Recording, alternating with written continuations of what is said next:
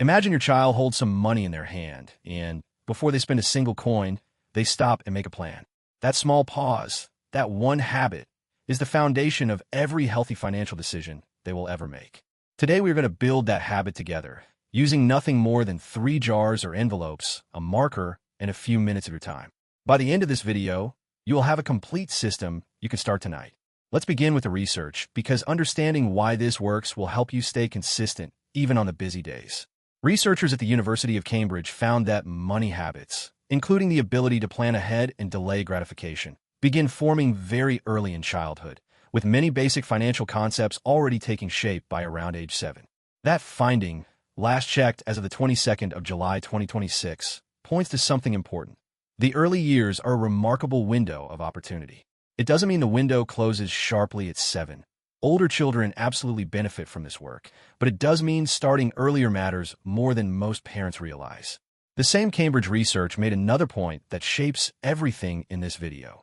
Simply telling children information about money is now recognized as being largely ineffective. What makes the difference is giving children real experiences that help them practice planning ahead.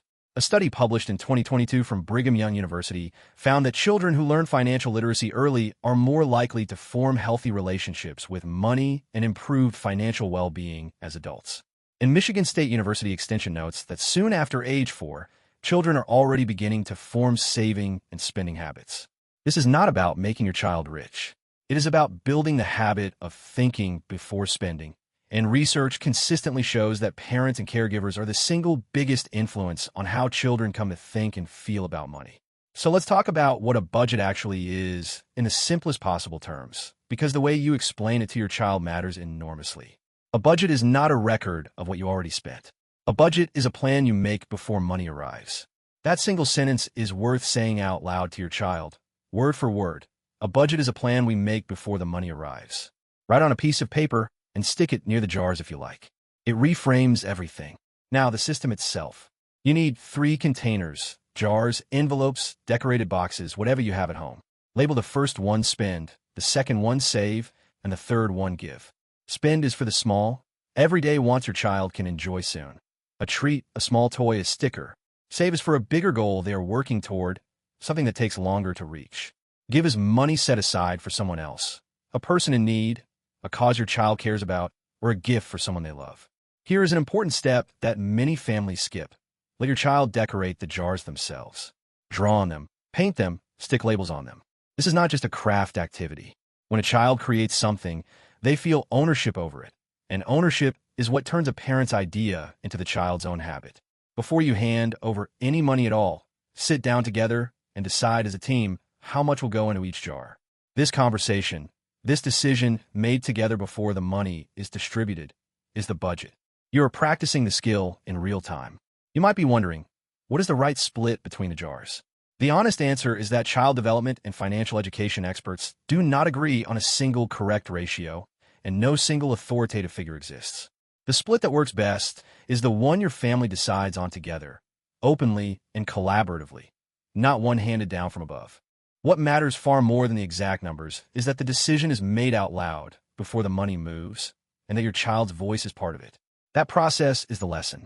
Now let's look at how to adjust this for different ages, because a 4-year-old and a 12-year-old need very different experiences of the same system. For children roughly ages 4 to 7, keep everything small and keep goals very short-term. If the save jar is filling toward a goal, that goal should be reachable within a few days or at most a couple of weeks. When saving feels like forever to a young child, the connection between the habit and the reward disappears completely. At this age, the physical act of dropping a coin into a jar is doing almost all the teaching. Your child is learning that money is real, that choices are real, and that planning comes before spending. Keep your language simple and warm. We are deciding together where our money is going to go. For children roughly ages 8 to 12, you can introduce a slightly longer savings timeline. Help them write down or draw their save goal on the jar itself, a picture of what they're working toward, right there in front of them. Visible goals stay alive in a child's mind in a way that invisible ones simply do not.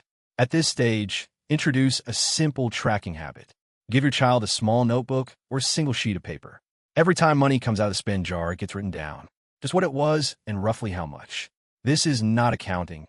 It is building the awareness that every transaction is a choice. The OECD, as of their published financial competence framework, identifies planning and managing finances as a core competency for children and young people at every stage. Tracking small transactions is exactly that skill in its simplest form. For children roughly ages 12 to 14, the most powerful thing you can do is extend the conversation into consequences. What happens if the spend jar runs out before the week ends? Do not rescue them from that moment. Sit with them in it, calmly and without lecturing. Ask questions rather than offering answers. What do you think happened? What would you do differently next time? What could you move around? This is how a teenager develops genuine financial judgment. Not by being told the right answer, but by thinking through trade-offs with a trusted adult beside them. Family wealth educators note that elementary-age children are well-suited to understanding the basic value of money and cost, while middle school-age children are generally more ready to engage with budgeting and longer-term saving. Your approach can grow with your child. The jars stay the same, but the conversations get richer over time. Now let's talk about consistency, because a system used once is interesting, and a system used every single time is life-changing. Tie the jar ritual to a regular event. Every time money is received, whether that is a small allowance, a birthday gift, a coin found in a coat pocket, the sorting happens together before anything is spent. Every single time. Not most times. The regularity is what builds the habit, and habits are what the research is pointing to when it talks about early formation. You're not just teaching your child to sort coins. You are wiring in the reflex of planning before spending. When the save goal is finally reached, mark it as a real event. This does not need to be elaborate. A moment of celebration, a high five, a special mention at dinner. The experience of achieving a planned goal is the most important part of the whole system. Your child needs to feel what it is like to want something, plan for it, work toward it, and get there. That feeling, that specific emotional memory, is what they will draw on every time they face a financial decision as an adult. You're not just teaching them to save. You're giving them a reference point for what it feels like to succeed at a financial plan. There's one more piece of this that no jar system can replace, and that is what your child sees you doing every day. Children learn financial behavior primarily by observation. If they hear you making spending decisions out loud, saying something like, "I like to buy this, but I'm saving for something more important right now," they're absorbing a lesson that no worksheet could ever teach. You do not need to be perfect with money to model good habits. You just need to be visible. Think out loud about small decisions in front of your child. Talk about trade-offs when you are at the market, when you're planning a family outing, when you choose not to buy something. Those moments are free, they are constant, and they're deeply powerful. Let's pull the whole system together into a simple checklist you can act on today. First, gather 3 containers and let your child decorate them. Spend, save, give. Second, before any money is distributed, sit down and decide together how it will be split. Third, make the rule clear and keep it. Every time money comes in, you sort it together before anything is spent. Fourth, match the goal length to your child's age. Very short for young children, gradually longer as they grow. Fifth, for children 8 and older, add a simple notebook for tracking what leaves the spend jar. Sixth, when the save goal is reached, celebrate it deliberately. And seventh, let your child see and hear you making your own financial decisions out loud. That is the whole system. 3 jars, a shared decision made before the money moves, and consistent repetition. Research-backed, age-appropriate, and completely free to set up. If you found this helpful, the next step is simply to find 3 containers before this week is out.